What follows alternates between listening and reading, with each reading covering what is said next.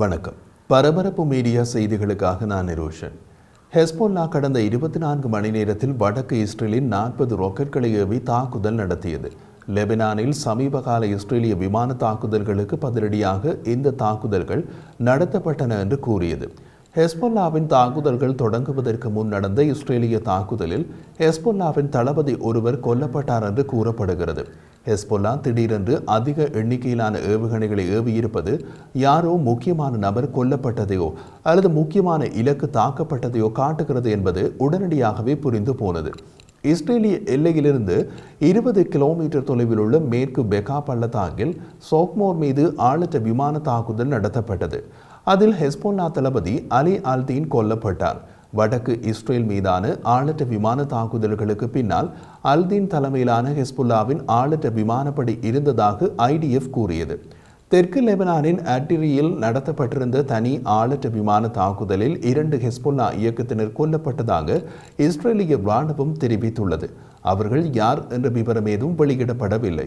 பெரும்பாலும் ஹெஸ்புல்லாவின் முக்கியஸ்தர்கள் மீதுதான் இதுபோன்ற தனிநபர் இலக்கு தாக்குதல்கள் நடத்தப்படுவது வழக்கம். வியாழக்கிழமை தெற்கு லெபனானில் ரம்யே, ஹவுலா மற்றும் ஐடரூன் ஆகிய இடங்களில் ஹெஸ்புல்லா பயன்படுத்திய கட்டடத்தை போர் விமானங்கள் தாக்கியதாகவும் IDF கூறியது.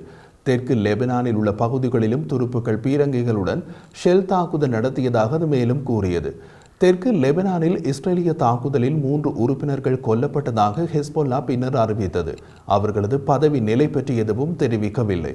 கொல்லப்பட்ட நபர் மிக மிக முக்கியமானவர் என்றால்தான் அவரது பதவி நிலை பற்றி ஹெஸ்போல்லா குறிப்பிடுவது வழக்கம். அதனால் ஹெஸ்போல்லா தளபதி அல் அல்தீனுக்கு பின் கொல்லப்பட்ட 3 பேரில் யாரும் அதிமுக்கிய நபர்கள் இல்லை என்று எடுத்துக்கொள்ளலாம். காசா பகுதியில் ஹமாசுடன் போர் நிறுத்தம் இல்லாத நிலையில் வரும் வாரங்களில் இஸ்ரேலுக்கும் ஹெஸ்போல்லாவுக்கும் இடையே உள்ள மோதலில் ஒரு பெரிய விரிவாக்கம் ஏற்படும் என அமெரிக்க உளவுத்துறை எதிர்பார்த்த நிலையில் ஹெஸ்போல்லாவின் தளபதி கொல்லப்பட்டுள்ளார்.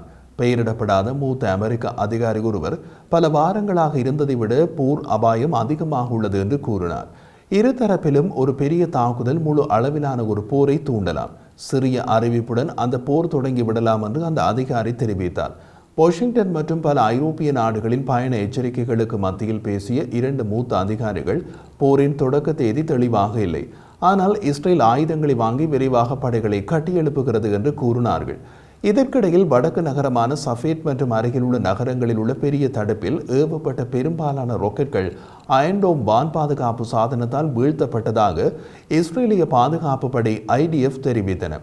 சில ராக்கெட்கள் சொத்துக்களுக்கு சேதம் விளைவித்ததாக இஸ்ரேலிய காவல்துறை தெரிவித்துள்ளது. மேலும் தாக்குதலால் தூண்டப்பட்ட தீயை அணைக்கும் பணியில் ஈடுபட்டுள்ளதாக இஸ்ரேலிய தீயணைப்பு மற்றும் மீட்பு சேவை தெரிவித்துள்ளது. ஹெஸ்போல்லா பொறுப்பேற்றுக் கொண்ட தாக்குதல்களுக்கு மத்தியில் சஃபேட் மற்றும் கலிலியின் பல நகரங்களில் சைரன்கள் ஒலித்தன. ஹெஸ்போல்லா வெளியிட்ட ஒரு அறிக்கையில் வடக்கு இஸ்ரேலில் கலிலியில் உள்ள இஸ்ரேலிய இராணுவ தளங்களில் டசன் கணக்கான கத்யுஷா ராக்கெட்கள் ஏவப்பட்டதாக குறிப்பிடப்பட்டுள்ளது. அதன்பின் மேற்கு கலிலியில் ஹெஸ்போல்லாவால் ஏவப்பட்ட 2 வெடிப்பொருட்கள் நிறைந்த ஆளற்ற விமானங்கள் ரோஷ் ஹனிக்ராவுக்கு அருகில் உள்ள பகுதிகளை தாக்கியதாக இராணுவம் தெரிவித்துள்ளது. தாக்குதலில் காயம் ஏதும் ஏற்படவில்லை என்றும் IDF தெரிவித்துள்ளது. இஸ்ரேலிய கடற்படை தளத்தை குறிவைத்து தாக்கியதாக கூறி ஹெஸ்போல்லா உரிமை கோரியது. இந்த சம்பவத்தின் மத்தியில் ரோஷ் கனிக்ரா மற்றும் அருகிலுள்ள பல நகரங்களில் ஆளற்ற விமான ஊடுருவல் சைரன்கள் ஒலித்தன. இதற்கிடையில் IDF லெபனானில் போரை உருவகப்படுத்தும் பயிற்சிகளை இஸ்ரேலிய துருப்புக்கள் மேற்கொண்டதாக அறிவித்தது. இது இஸ்ரேலின் வடக்கு எல்லையில் அதிகரித்த பதட்டங்களுக்கு மத்தியில் போர் தயார் நிலையை அதிகரிக்க வடக்கு கட்டளை தளத்தின் போர் முயற்சிகளின் ஒரு பகுதி என்று இஸ்ரேலிய இராணுவம் கூறியது. வடக்கு எல்லையில் உள்ள மவுண்ட் ஆஃப் மற்றும் மவுண்ட் ஹெர்மன் பகுதிகளில் செயல்பட்டு வரும் கோலானி படைப்பிரிவின் 12வது படைப்பிரிவு சிக்கலான நிலப்பரப்பில் ஹெஸ்போல்லாவுடன் போரை உருவகப்படுத்தும் பயிற்சியை மேற்கொண்டதாக இஸ்ரேலிய இராணுவம் தெரிவித்துள்ளது.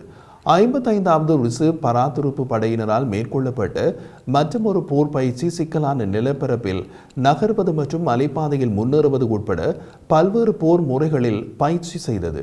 ராக்கெட் மற்றும் ஆளற்ற விமான தாக்குதல்களால் வடக்கில் உள்ள பல்லாயிரக்கணக்கான இஸ்ரேலியர்கள் தங்கள் வீடுகளில் இருந்து இடம்பெயர்ந்துள்ள நிலையில் ஹெஸ்போல்லா தனது எல்லையில் இருப்பதை இனியும் பொறுத்துக்கொள்ள முடியாது என இஸ்ரேல் எச்சரித்துள்ளது. ஹெஸ்போல்லாவை வடக்கு நோக்கி தள்ளும் இராணுவ நடவடிக்கை தொடங்கிவிட்டது என்றும் IDF கூறியுள்ளது.